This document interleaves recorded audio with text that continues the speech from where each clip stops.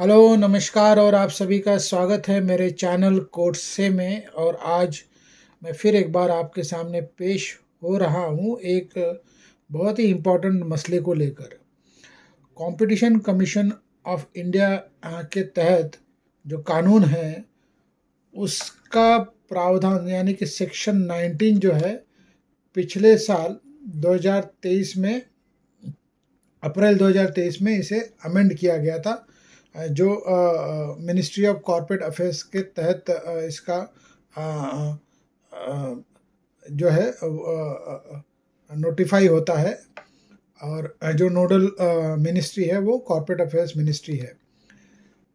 अब उस amended provision को जो कि 2023 अप्रैल में किया गया था, मिनिस्ट्री ऑफ कॉरपोरेट अफेयर्स के तहत इम्प्लीमेंट किया गया था। उसके तहत जो अमेंडमेंट हुए थे वो अमेंडमेंट अब इफ़ेक्टिव कर दिए गए हैं 19 सितंबर से। और ये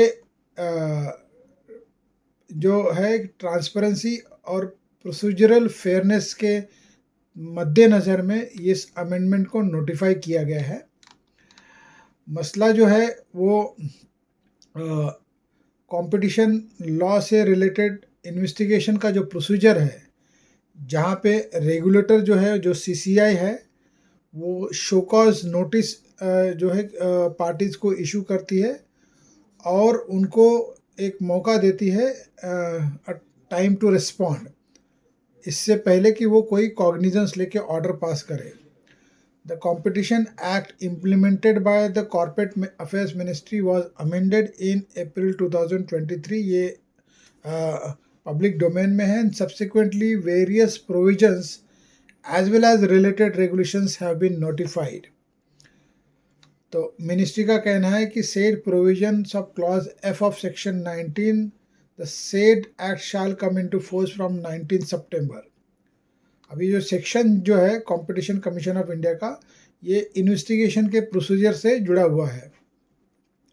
और जब इन्वेस्टिगेशन का जो प्रोसीजर है उसको अगर कंप्लीट करने के बाद में, यानी कि upon completion of the investigation, जो रेगुलेटर है सीसीआई यहाँ पे, वो ऑर्डर पास करता है। या तो वो क्लोज कर सकता है पूरे मैटर को, और सेक्शन 27 के अंदर वो ऑर्डर पास करता है। सेक्शन 27 के अंदर उसको मैंडेट है रेगुलेटर को, सीसीआई को, जिसके तहत वो पिनलाइज कर सकता है जो एंटिटीज़ है जिसमें गिल्टी पाई जाती है एंटी कॉम्पिटिटिव प्रैक्टिसेस के बारे में।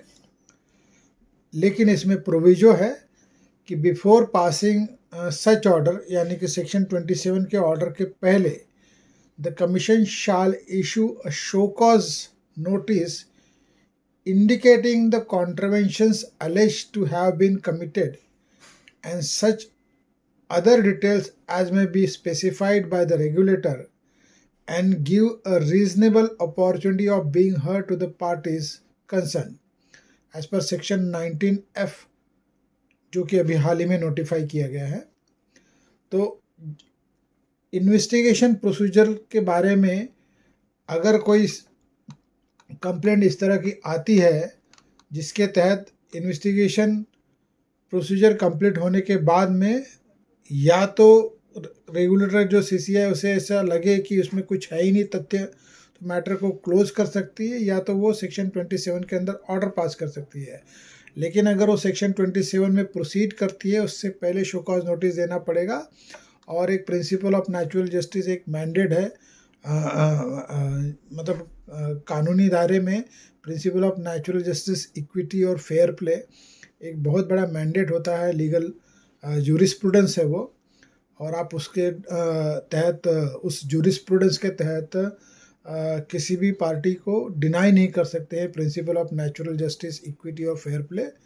यानी कि इसके तहत आपको सामने वाले को एक मौका देना पड़ेगा उसकी बात को सुनने का, उसे वो अपॉर्चुनिटी मिलनी चाहिए जिसके तहत वो अपने खिलाफ जो कंप्लेंट पाए गए हैं या लिखे गए हैं या दर्ज किए गए हैं उसके खिलाफ जो शो कॉज नोटिस वगैरह जो भी इशू होता है उसके खिलाफ वो अपनी बात को रखे और अपना पॉइंट ऑफ व्यू रखे या अपने सबमिशंस करिए, उसका हक है।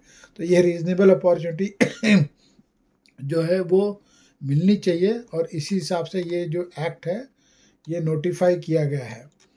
तो ये लेटेस्ट नोटिफिकेशन है सेक्शन 19F, जो basically to bring more transparency and procedural fairness in CCI proceedings।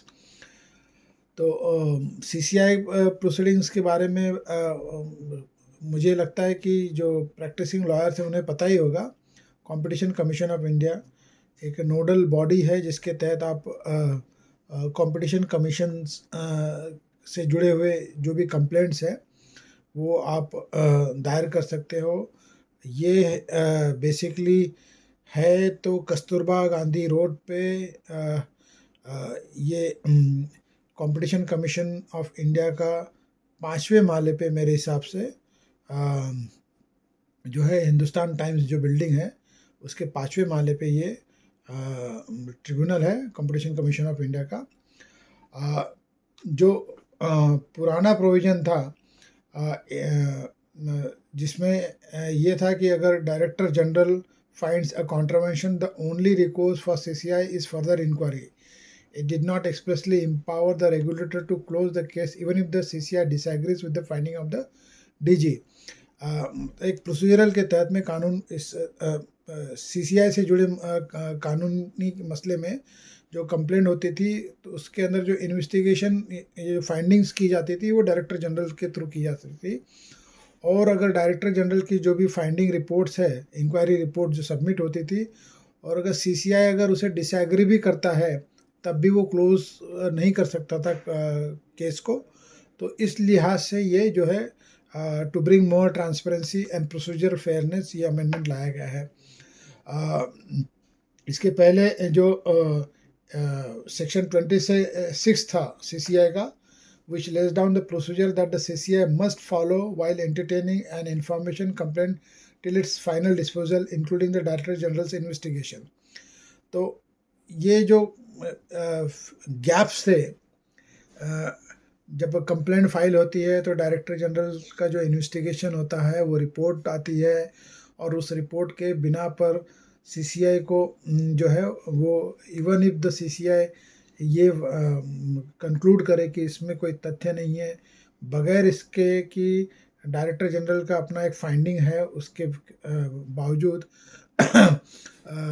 जो CCI के अपने ओपिनियन को कॉन्ट्राडिक्ट करता है, जो CCI फिर भी उसे क्लोज नहीं कर सकती थी। तो ये जो फिल इन द गैप्स है उसके लिए ये अमेंडमेंट इम्पॉर्टेंट था। कई सारी कंट्रोवर्सीज उभरी है इसके तहत, इसलिए ये अमेंडमेंट लाना ज़रूरी था। डायरेक्टर जनरल जो है वो इन्वेस्टिगेटिंग आर्म है इस रेगुलेटरी बॉडी का, जो जिसे हम CCI कहते हैं। और where the DG finds no contravention and the post consideration of objections or suggestion of the parties, CCI is of the opinion that further investigation is required. It may direct further investigation. However, it does not empower CCI to pass final order post such investigation or inquiry. Therefore, ये amendment जो है empowered to pass an appropriate order in all the cases।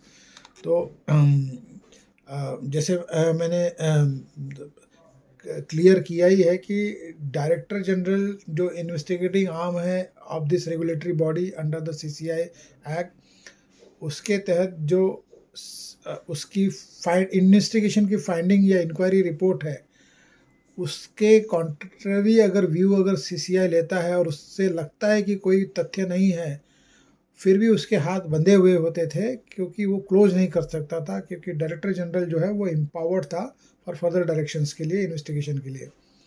तो इस लिहाज से ये amendment जो है वो वेलकम अमेंडमेंट है।